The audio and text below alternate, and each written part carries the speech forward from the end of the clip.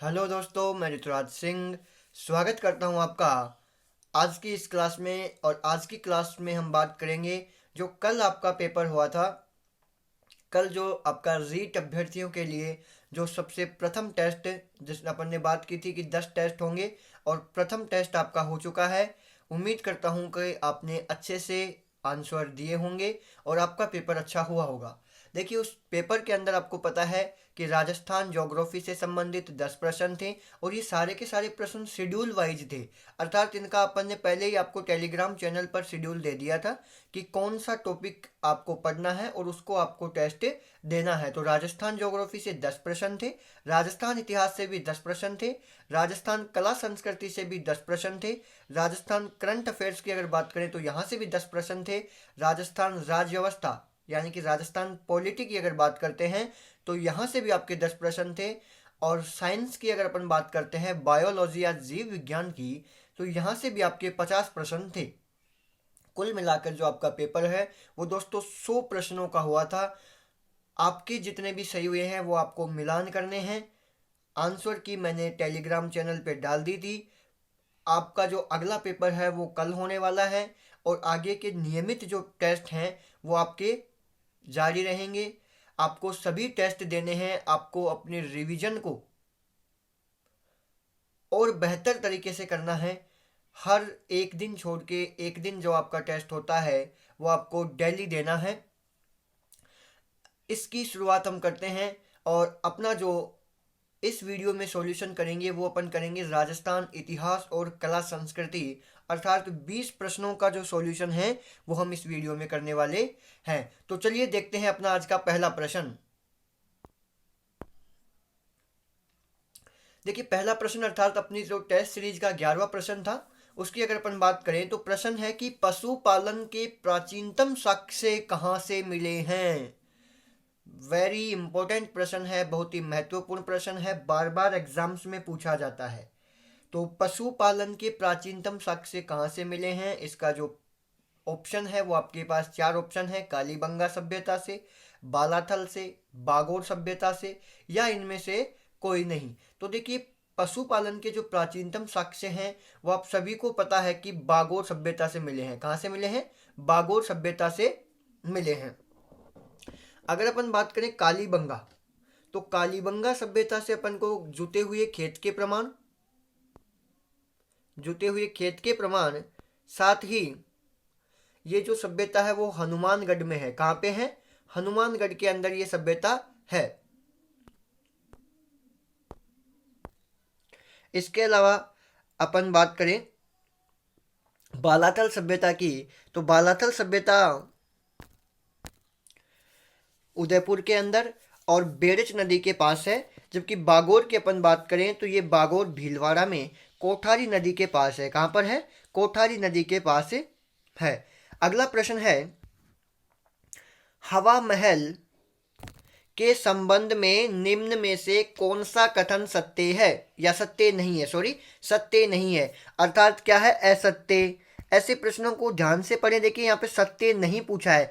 अगला सीधा सीधा असत्य भी तो पूछ सकता था कि कौन सा कथन असत्य है, लेकिन एग्जामिनर को घुमाना है और उसने सत्य नहीं है पूछा है। तो आप सत्य नहीं है का मतलब क्या है? असत्य कौन सा है? तो हवा महल के अंदर कुल खिड़कियां 953, क्या ऑप्शन ए सही है? तो एकदम सही है कि 953 खिड़कियां हैं, इसका मतलब ये तो सत्य है। 5वीं मंजिल हवा मंदिर है, एकदम सही बात है, 5वीं मंजिल हवा मंदिर है। देखिए, आपको मंजिल यदि याद करनी है तो आपको एक लाइन याद रखनी है। एसपी रतन ने एसपी रतन ने विचित्र प्रकाश हवा में दागा। एसपी रतन ने क्या किया? विचित्र प्रकाश हवा में दागा। अर्थात पहली मंजिल का नाम क्या हो जाएगा? शरद मंदिर या प्रताप मंदिर। दूसरी मंजिल आपकी हो जाएगी रतन मंदिर, तीसरी विचित्र मंदिर, चौथी प्रकाश मंदिर और 5वीं हवा मंदिर। और यहाँ पे क्या दिया है कि हवा महल की 5वीं मंजिल हवा मंदिर है, तो एकदम सही है, हवा मंदिर ही है, तो ये भी सही है। 1985 में हवा महल संग्रहालय का रूप दिया गया। क्या हवा महल को हवा महल संग्रहालय का रूप दिया गया था? तो आप बोलोगे दिया गया था सर, तो एकदम सही है। तो क्या 1985 में दिया गया था? तो दोस्तों 1985 में नहीं, 1983 में दिया गया था, 1983 में। इसका मतलब यहाँ पे अगला जो सेंटेंस है वो सही है, लेकिन गलत कहाँ है? सन में। तो आपका ऑप्शन जो राइट हो जाएगा वो क्या हो जाएगा? ये। लेकिन एक बार अगला भी देख लेते हैं। वास्तुकार लालचंद, तो हवा महल का वास्तुकार लालचंद ही थे। तो ऑप्शन सी इसका सही आंसर होगा। अगला प्रश्न है,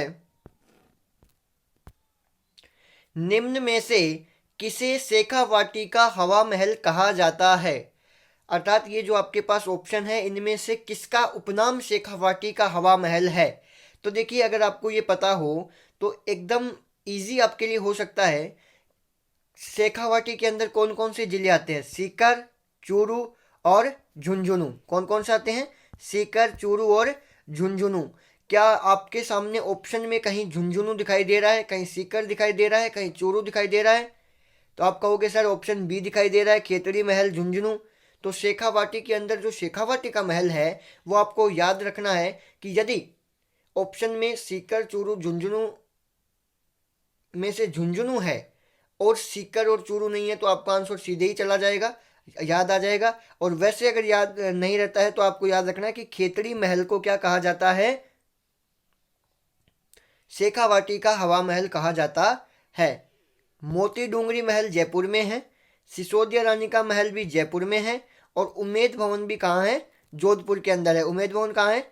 जोधपुर के अंदर है। उमेद भवन की अगर अपन बात करें तो इसे विश्व का सबसे बड़ा रहवासी महल भी कहते हैं, जिसका निर्माण उमेद सिंह ने करवाया था। अगला प्रश्न है, निम्नलिखित में से कौन सा मंदिर लकुलिश या पाशुपात संप्रदाय की प्रधान पीठ है? काफी एग्जामों में ये प्रश्न रिपीट होता है कि लकुलिश या पाशुपात संप्रदाय की प्रधान पीठ कहाँ है? ऑप्शन ए है किरारू मंदिर, ऑप्शन बी एकलिंगनाथ जी मंदिर, ऑप्शन सी कल्याण जी का मंदिर, ऑप्शन डी श्रीनाथ जी का मंदिर।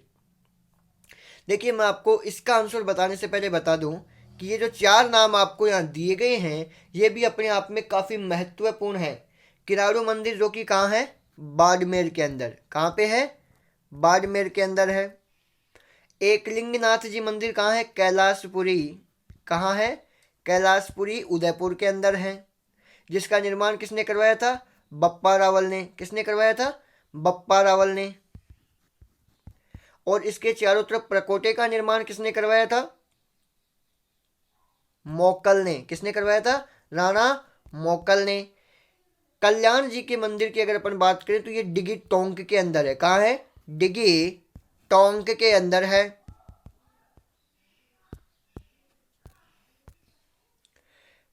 कल्याण जी के मंदिर का जो निर्माण है वो संग्राम सिंह ने करवाया था।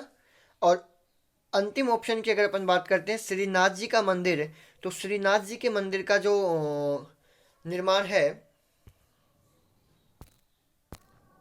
राज सिंह ने करवाया था। और इस प्रश्न का जो उत्तर है लकुलिश या पाशुपात संप्रदाय की प्रधान पीठ है, तो ऑप्शन बी इसका सही आंसर होगा।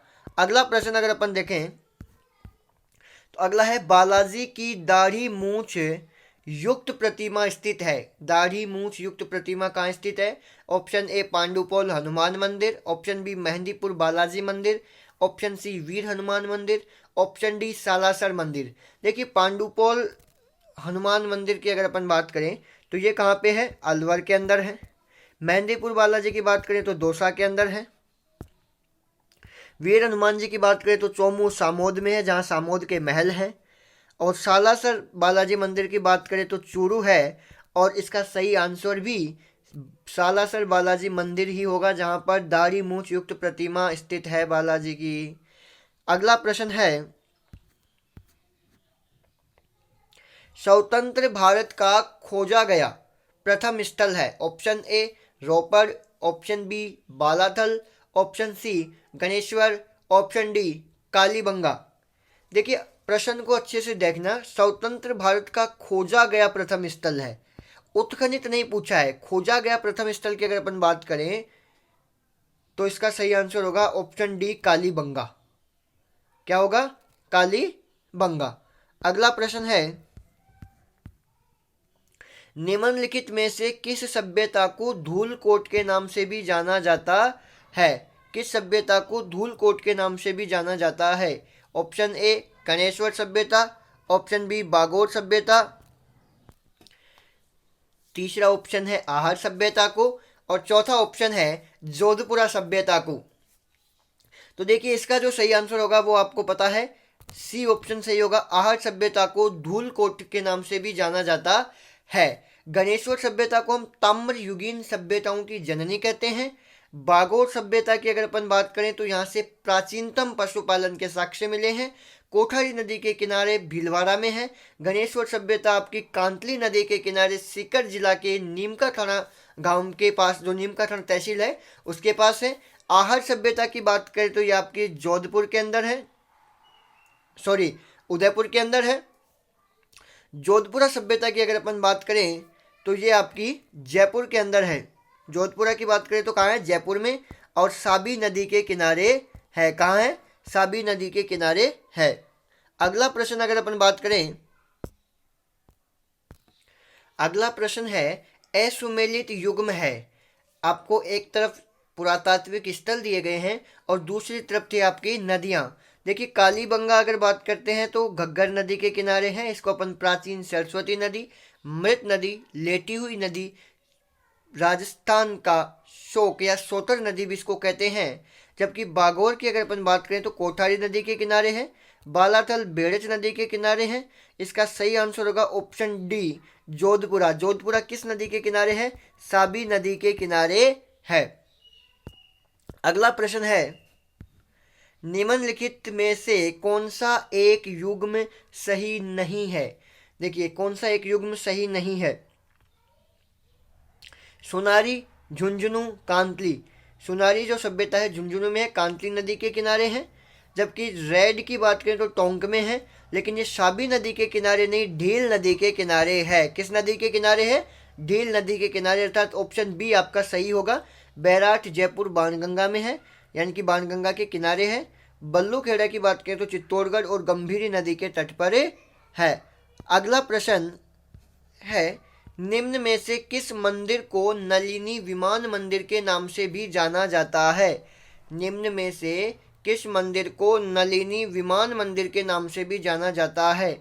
ऑप्शन ए देलवाड़ा जैन मंदिर, ऑप्शन बी स्वर्ण जैन मंदिर, ऑप्शन सी रणकपुर जैन मंदिर, ऑप्शन डी बेहतर जिनालय मंदिर। तो इसका जो सही आंसर होगा ऑप्शन सी होगा, रणकपुर जैन मंदिर। और रणकपुर जैन मंदिर की अपन बात करते हैं तो इसका निर्माण 1439 ईस्वी में धारणक शाह ने करवाया था। किसने करवाया था? धारणक शाह ने करवाया था। और इसमें 1144 खंबे स्थित हैं। इसे नलिनी विमान मंदिर, चौमुखा मंदिर या फिर अपन कहें स्तंभों का वन भी कहा जाता है। और ये मथाई नदी के किनारे पाली में स्थित है। कहाँ पर है?